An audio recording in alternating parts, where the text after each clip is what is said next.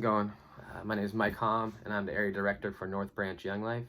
And I'm here to share with you about our newest ministry and one that we are really excited about called Young Life One.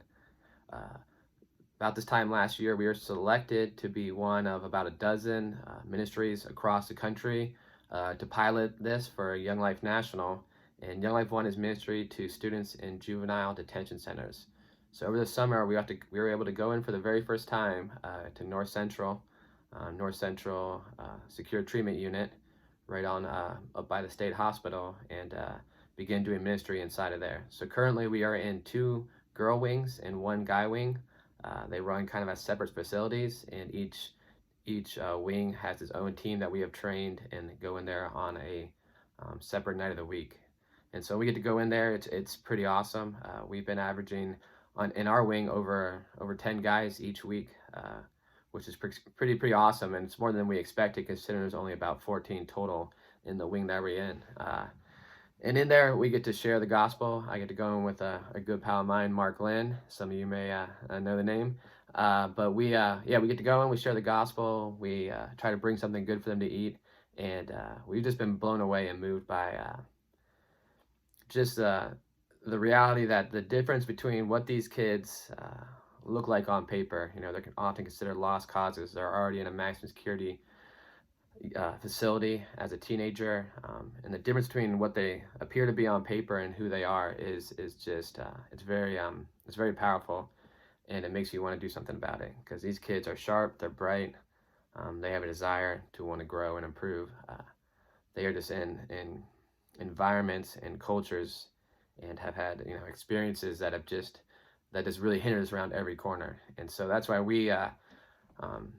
Although we are really excited about to be in there with them in the facility and doing ministry, and we've been averaging over 30 students or so a week between the three wings that we are in.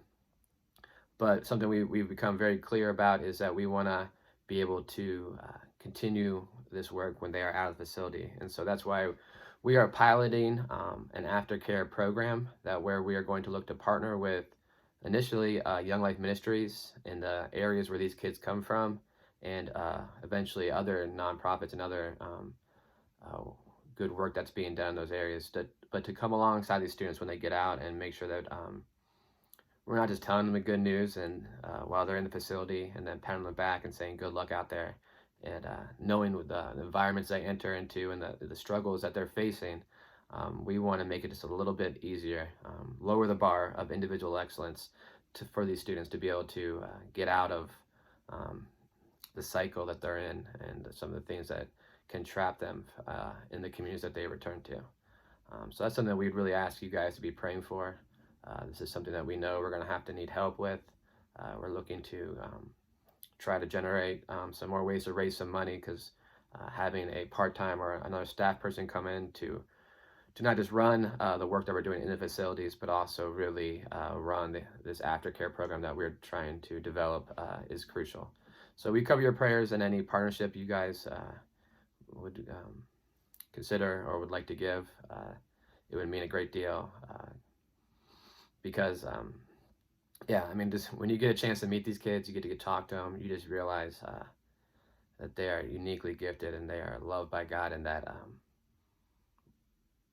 you want to do more. You want to do more to help these kids because you realize that it's not fair what they have stacked against them, and that if they could get some help and get out, that these young people could change the world. Their perspective, the experience, their heart and understanding of brokenness and the outcome of when sin permeates throughout a whole culture.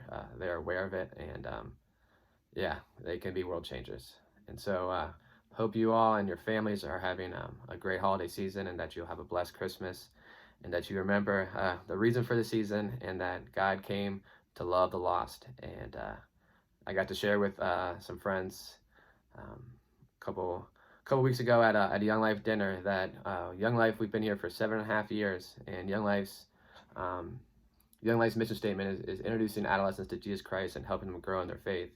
And our goal is to reach the furthest out kid. And so I got to share that after 7.5 years of being here, I think we're finally reaching the furthest out kid here in Danville. And we couldn't do that without the help of churches like you and community and adults that and the families that are in Grove. And so we thank you guys.